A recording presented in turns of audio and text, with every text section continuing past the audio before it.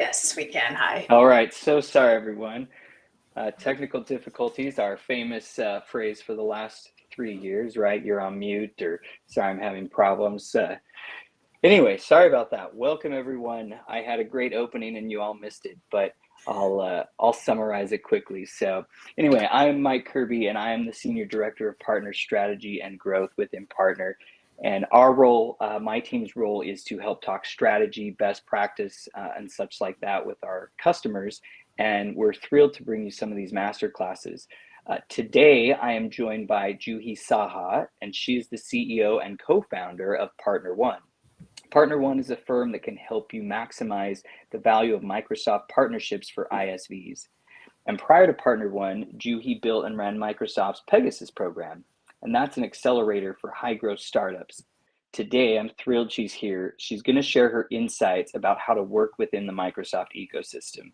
And I know for me, I am pretty new to this marketplace conversation and the hyperscalers and all that, so I'm thrilled to learn from you, Juhi. Welcome, and thank you for being here.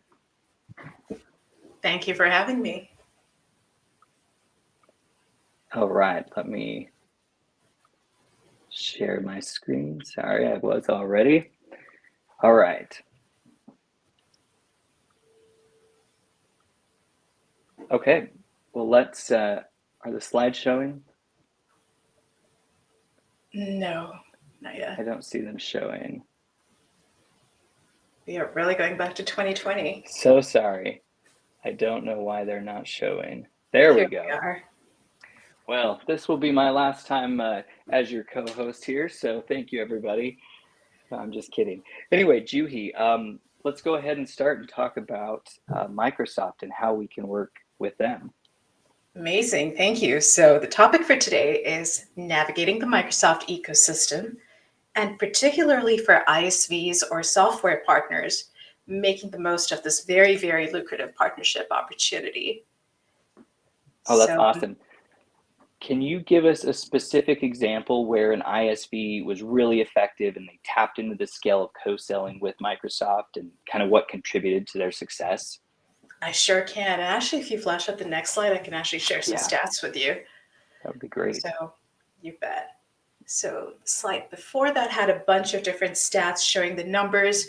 Last fiscal year, which ended in June for Microsoft, more than $22 billion worth of deals were done through the marketplace and through co-selling with Microsoft.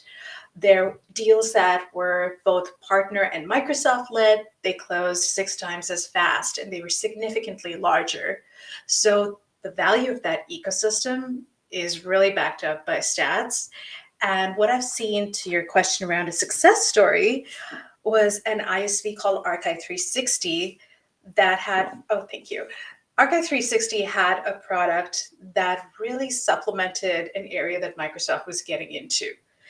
And what they did was they came up with a very targeted, precise motion to sell with Microsoft sellers to close this market gap. And through that, they were able to build basically their entire business on Microsoft's platform, and they 10x their revenue in a couple of years, simply by having very crisp messaging and a very clear value proposition for Microsoft's customers. So this was back, people started co-selling with Microsoft around 2016 or 2017, and they have continued in the last 6 to 7 years to be one of Microsoft's top selling ISV partners. They've taken full advantage of the power of the marketplace. They've really plugged into different sales plays and motions that Microsoft has every fiscal year for different industries, for different solution areas. And today, we're just going to talk a bit about how you, as a software company, can take full advantage of all that's to offer. That's awesome. So, actually, speaking of partnering with Microsoft's ecosystem, it's huge. There are over 400,000 partners that are in this ecosystem. And so to simplify things, this is how we think of the worldview of Microsoft's ecosystem. On the outside, the marketplace. Oh, go ahead. Oh, no, go ahead. Sorry. I was just going to share, like, these 3 circles, they basically capture the essence of partnering with Microsoft. So you have the marketplace, where you can reach millions of monthly active users in over 140 global regions. Then you have partner channels, where partners can start selling with each other to each other's customers, what we typically call cross-selling. And I'll talk a bit later about how Microsoft this year has actually incentivized folks to sell with and through other partners. And the smallest circle in the middle, at the heart of everything, is what most companies want to do. They want to sell directly with Microsoft's sales teams. And so the path to that is called co-sell. And that's how you actively start selling with Microsoft's over 35,000 field sellers.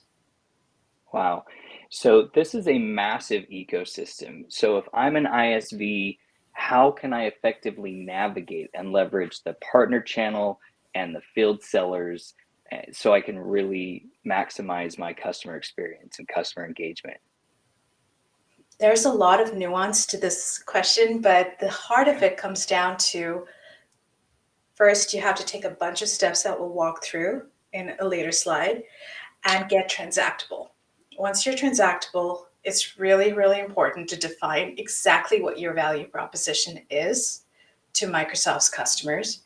And before that, of course, you want to identify which segment you're selling into. Yeah. For example, if you're a fintech company selling into global banks, you've got your niche defined. And that's when you start niching down into what exactly is my offer? What's my better together story to Microsoft's customers? How can I start helping Microsoft sellers retire their quota quicker? And with that in mind, with that lens, you can craft your messaging and your offers so that you rise above all of your competitors in Microsoft's ecosystem. So we can talk about the tactics a bit more, but it's really about getting into marketplace, getting transactable, and fine-tuning your messaging so that it lands with the sellers and Microsoft's customers, and also helps sellers retire quota, helps Microsoft customers pull down their pre-existing commitments to Microsoft. Yeah, that makes a lot of sense. Thank you. All right, I'll move on to the next one for you. All right, so what are the benefits of partnering with Microsoft? We talked about those three regions of essentially the different partner channels you have with Microsoft. But through all of them, I like to think you get 4 buckets of benefits in working with Microsoft. The most common one companies like is getting more mind share. You get a ton of visibility and access to millions of customers when you co-market with Microsoft and you get listed on their marketplace. That's huge for most companies. The second piece, which is near and dear to a lot of CROs, is pipeline development. There are hundreds of thousands of Microsoft partners, and you can sell directly with Microsoft sales teams to all of Microsoft's customer base and to their partners. So right there is a huge pool of qualified pipeline waiting for you to tap into. And I know as a CRO, that must be, as a sales leader, that must be incredibly important to you. Yeah. So, yeah. And that's why tapping into Microsoft for pipeline development, but also deal acceleration is huge. Because once you've got that pipeline in the books with Microsoft, what you can do is actually speed up your lead to deal time. You can do that in a couple of ways. The first is if you go through the marketplace, you're actually using Microsoft's paper. So you've been pre-vetted by the procurement team on the other side. And it's way, way quicker to close deals once you're on Microsoft's paper. Oh, yeah, I would think so. Right? I mean, you don't have to jump through months and months of back and forth with legal and procurement. So you've got that advantage. But then this is something a lot of companies don't think about, is the fact that a lot of Microsoft customers have committed to spending a certain amount with Microsoft that year. They have till July to use up that budget, and it's budget that's been set aside and you don't have to go fight for. So if you're co-sell ready, you're transacting through Marketplace, you can actually just talk to a customer and ask, hey, do you have any kind of budget set aside with Microsoft this year? Because if so, we don't need to go ask for additional budget. We can just use that pre-existing commitment, which is huge. Yeah, that's huge. That's great. Yeah, so that's a big one. And the other piece that's really near and dear to CTOs and CPOs is product enhancement. Microsoft's at the cutting edge of a lot of technologies. AI is top of mind for all of us. A lot of companies want to get into what's called private previews, help influence the roadmap. And if you're a Microsoft partner, you get the front row seat into all of those technologies that are coming up. So here's a set of benefits, and underscoring each of these buckets are incentives and benefits at each stage. So we can talk a bit more about that. A lot of value in partnering with Microsoft. Yeah, that's awesome.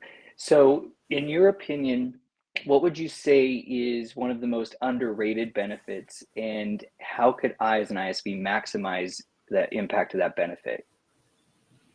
I think a lot of ISVs struggle at the deal closing stage. And I think what people underestimate is the impact Microsoft can have on deal acceleration. So, specifically, a lot of deals die in procurement. Sorry for any procurement professionals on the call, but deals get slowed down, they don't close at the right time. Well, if you're going through Microsoft's marketplace, you pay a flat 3% fee that gets taken off the bill that Microsoft writes to you. And the deal closes in weeks when it would normally take months to close a deal because you're transacting on paper that's been pre-qualified, pre-vetted. And the other piece, again, back to deal acceleration, is a lot of companies think, oh my God, I'm going to have to go fight for budget. I'm going to have to go to different teams and beg for funding to complete this transaction. What a lot of companies don't do is ask, do you have a cloud commit that we could use to complete this deal? If you do so, you're usually going to tap into some pool of money that's been set aside and is not going to be used. And you can use that to maybe even expand the deal. Yeah, I love that benefit. I wish we sold on the marketplace right now because I could use that. All right. Oh, there we go. So with all of that, what does it mean? What does it take to actually start selling with Microsoft and tapping into all of those advantages? It seems really complex. It's not. There are 5 essential steps you need to take. Step 1, join the Microsoft Cloud Partner Program. It's had a bunch of different names over the years. Its most recent iteration was the Microsoft Partner Network. Rose by a different name. Just make sure you're part of this program, because that's when you can actually start taking advantage of the benefits available to you. So you've taken step 1, you're in the partner program. The next thing to do is get transactable. What that means is you probably have a SaaS solution or some kind of software solution. You need to decide which of Microsoft's 2 marketplaces you're going to be listed in, and then take the technical steps you need to do so that a customer could go into Microsoft's marketplace, find you, and basically purchase your software through Microsoft's marketplace. Once you've moved through that very, very essential step that underscores any part of partnering with Microsoft this year, you need to take a couple more steps to what's called becoming IP co-sell eligible. Once you take step 3, which is this IP co-sell eligible step, that's when you can actually start tapping into that pre-committed budget that Microsoft has set aside. So really you want to do 2 and 3 in parallel if you can. Once you've completed step 3, this is great. You're helping customers pull down their monetary commits with Microsoft. Once you do a certain amount of deal flow with Microsoft, you get eligible for what's called top tier benefits. That's when sellers start to actually see quota retirement. So you're closing a deal, you're going through marketplace, you're helping your customers spend the budget they've set aside with Microsoft. Once you're top tier eligible, that's when the Microsoft AE will also see quota retirement. And so it's just another way to elevate your presence to Microsoft sellers. And step 5 is a step that a lot of companies don't take advantage of. There are tons of benefits and incentives at each of these stages for co-marketing, co-selling, creating new products, getting cash back. Just make sure you're aware of what's available to you at each stage and take advantage of it before the year expires or ends. Well, that's great. So it looks like through the end of next year, is their fiscal years in June, I think you said. That's right. it looks like there's a lot of great opportunities for any of the ISVs that are on this call or listen to it later. What would you consider a key insight or even a change in strategy that these ISVs should be particularly mindful of if they really want to unlock that co-sell potential for this year?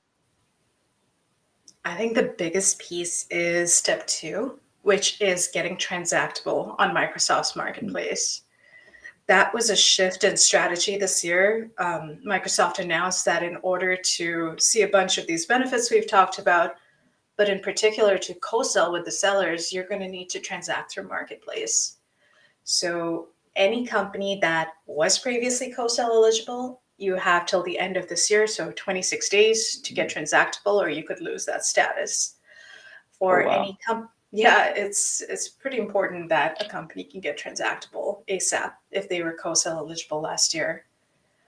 But for companies that are new to the ecosystem and have built their product on Azure, well, the next step is to immediately get transactable and start taking advantage of the benefits out there. Um, Something to be mindful of is as you start getting transactable, there are incentives out there that literally give you cash back. Like you get a new offer in place, you can get 10K sent over to you by Microsoft for doing a certain volume of deals through the marketplace. So right away, they're rewarding you for doing more and more through marketplace. Yeah, that's really cool. And Yeah. I think you're going to talk to us about some of those changes. Yes, there were a ton of changes. I am happy to dive deeper if the audience would like me to into any of these areas. But the key changes was the emphasis on marketplace. That is the key word for any ISV that wants to start partnering with Microsoft or continue partnering with Microsoft. So, not to belabor a point, but if you are looking to sell with Microsoft, please get transactable ASAP. The other change with Marketplace was previously you only had one party get credit for a deal. Well, this year, Microsoft is allowing multiple parties to get credit. So if you're a services partner, you're an ISV, you can go in together and sell a deal to a customer, and both of you can get credit for it. That's Wow, really that's cool. nice. Yeah. Yeah, there's no competition out there then. And there are a lot of incentives and campaigns that were launched for going through Marketplace, for listing on Marketplace. So definitely bear that in mind as you build out your cloud partner strategy. The other piece was the launch of the AI Cloud Partner Program. That was step 1 that we talked about. You need to be listed in the program in order to take advantage of any benefits with Microsoft. And previously, only services providers had access to specialties or solution designations that allowed them to stand apart from their competition. Well, this year, Microsoft's going to be introducing ISV designations. So if you're a fintech company, again, you can have the financial services ISV badge. It's a really good way to say I've been pre-vetted and pre-certified by Microsoft in this area. The other 2 big changes were in the regions that Microsoft has. They have a bunch of different global regions. Previously, Canada, LATAM, and the United States were different areas. So you'd basically be working with sales teams who cared about a certain region and not much more. Well, this year, what Microsoft did was they consolidated the Americas. So if you're working with a team in the United States, you would be, they would actually be under the same area as their peers in Canada or LATAM. So they'd all be working in the same direction to make sure you're closing deals with their counterparts in other regions too, which is great because previously ISVs would say, hey, can you introduce me to your peer in Canada or LATAM? And the US team would say, I'm sorry, I don't have access there. Now they do. So it's really more of a global program now. And the other piece that a lot of companies care about is co-sell. So any company that was previously selling with Microsoft sellers and helping them get quota retirement, you now need to be going through Marketplace. So please get transactable ASAP. The other thing that software companies hated dealing with was registering deals, sharing leads, and Partner Center. Microsoft has made that way easier for companies because now if you're going through Marketplace, you don't have to deal with all of that operational stuff. You still need to share leads with Microsoft. You just don't have to deal with like closing out the deal is closed won, etc., etc. It's much simpler. And the other piece is there was something called top tier benefits, and I can talk about that a little later. Top tier benefits would allow you to drive additional quota retirement to Microsoft sellers. Well, this year that program is available to everyone who qualifies. So they're really democratizing the process of elevating your presence with Microsoft sellers. It's not a function of who do I know or, I'm working with a product team. It's very, very much metric driven. And yes, I see someone commented this is good news. It's really great. They've listened to feedback and removed friction in the whole process. Yeah, this is great. So with all of these changes, are you seeing any specific challenges or adjustments to strategy, that these ISVs are facing? And if so, what advice would you have for them to adapt to the new changes? The biggest point of friction we've seen with the companies we work with and we talk to is the transactable piece. It's a technical aspect of partnering with Microsoft. And a lot of companies, I think they've chosen to stick their head in the sand and say, okay, that deadline's not coming. I'm not going to lose my status. And that's not the right way to go about things. The documentation's out there, can be confusing, but it's out there. And if your technical team can parse it or speak to someone and basically get a roadmap, then they can go ahead and implement it. So definitely recommend that companies read up on getting transactable, speak to people who know how to get transactable, and take that step and just get it out of the way. I think that's been the biggest piece we're seeing. And then new companies, a lot of companies have been asking us, well, I'm an AWS, I'm a GCP. I really want to sell to Microsoft customers. Can I just list on Marketplace? And the answer to that is no, please don't do that. You'll get your solution flagged if you're not built in Azure. So the requirements to co-sell with Microsoft are at least half of your SaaS estate needs to be on Azure. So make sure you're checking that box, because otherwise you'll get rejected, or for some reason you pass, you put your solution at risk in the future, and you don't want to do that. No. So those two things are where we're seeing a lot of questions come up. That makes sense. So we should have just called this how to get transactable. That's our follow-up. Pretty much. Show, right? Pretty much. Let's talk about some of the tiers and stuff here. You bet. So you've gotten into the AI Cloud Partner Program. You've gotten transactable, which is probably the word of this call, right? You've gotten transactable, and then you've gotten what's called IP co-sell ready. You checked all those boxes, and congratulations. You're in that little green segment that says IP co-sell eligible, which means if you're selling to an enterprise customer, someone who's set aside budget with Microsoft, you can start using that and speed up your lead to deal time. Once you've done that, you've sold a certain volume of deals with Microsoft or signed a massive monetary contract with them, which is not usually the option available to a lot of us, you'll be what's called top tier eligible. Once you're top tier eligible, that's when Microsoft sellers additionally start seeing quota retirement, and they can identify you and send you leads. And it's a really virtuous cycle because you're helping them retire quota and vice versa. So you really want to get to top tier eligible.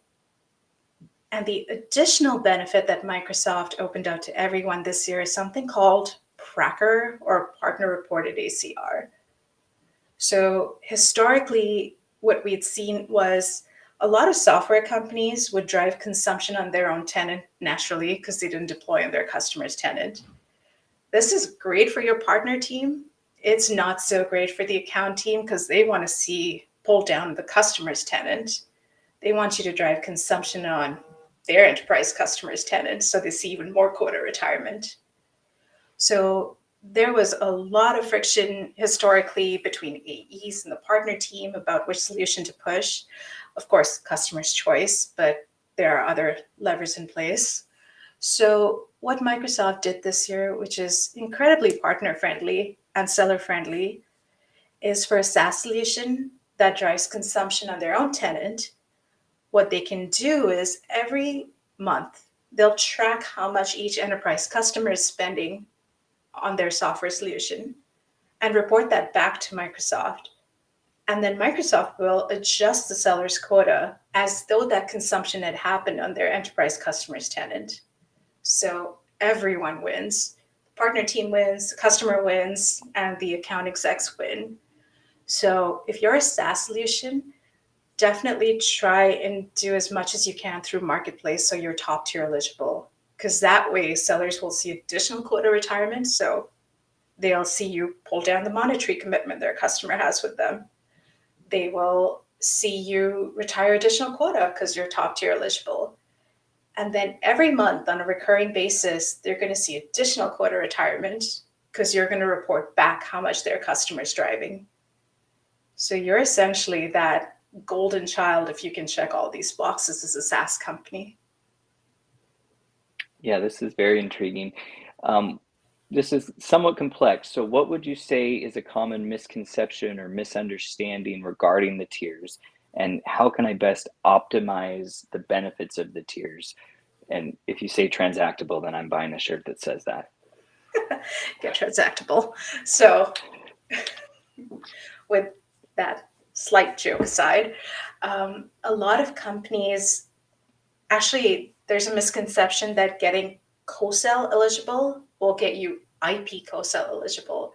So what's not shown here are the different steps that you need to do to get IP co-sell eligible. Step 0 would be, well, step 0 is get transactable, but I'm not going to say that. Step 1 is to get co-sell eligible, which means you've uploaded all of your marketing documentation. Step 2 is you need to actually undergo some kind of technical validation by Microsoft. So that's after you pass that, they vetted and made sure half of your SaaS estate or more is on Azure. That's when you become IP co-sell eligible. So what a lot of companies unfortunately stop at, and I can share more details around this because we did a blog post on this. A lot of companies just stop at that step 1 where they upload their marketing content and they're like, why is Microsoft not sending me any leads? Or why can I not share leads with Microsoft? It's because you're not IP co-sell eligible. So that's a big gotcha we see. And it's really important that you make sure you're IP co-sell eligible if you're an Azure solution. The other thing, once you're in this green and blue column, the other thing we see people misunderstand are the incentives available to them. So a lot of times companies will say, well, I'm bringing Microsoft leads. Shouldn't they be bringing me into leads? And shouldn't they be helping, with pre-sales, post-sales stuff?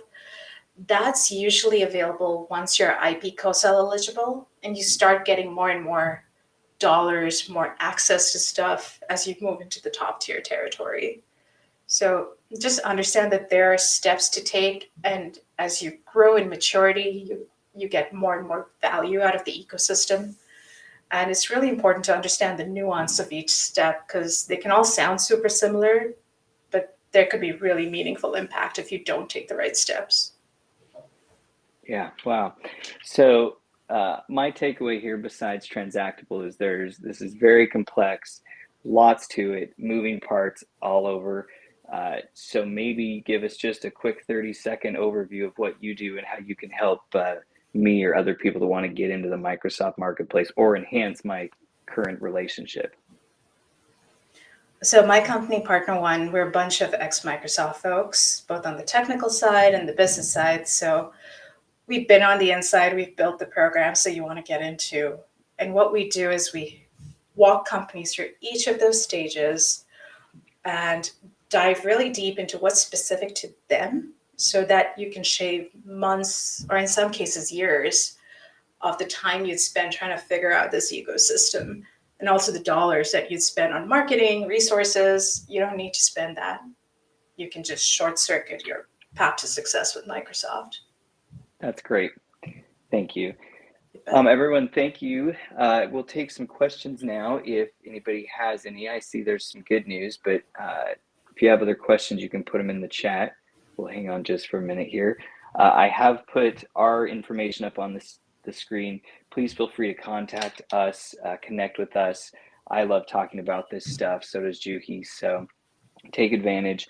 I'm going to also put in a shameless plug for our event coming up in February. Please check it out. It's going to be great. We've got some great speakers. So while we wait and see if there's any questions, we'll put that up here and you can join us. Thank you. I'm glad it was helpful. And if you want to hear the word transactable thrown around some more, sign up for our newsletter. We talk a lot about what's going on in the Microsoft ecosystem and partnerships in general, and how you can use tools actually like Impartner to further streamline your business. And we're also going to be talking about hyperscalers. So join us at ImpartnerCon and learn more. Yeah, no, we've got a great, don't want to spoil the surprise, but we've got a great class on that, or session, or whatever we call them. So I feel like, though, if Partner1 is going to put some swag together for anything, it just needs to say #transactable. And I should get a little bit of royalties for it because I came up with it. We'll just have a little copyright there for you, Kirby. There you go. Well, I don't see any questions in the chat, so let's wrap up. Juhi, thank you so much for joining us. This was really insightful, and I hope everyone on the call got some great nuggets. Please feel free to contact Juhi and get more great nuggets from her and her company. Thank you, everyone. We'll see you next time on our masterclass. Thank you.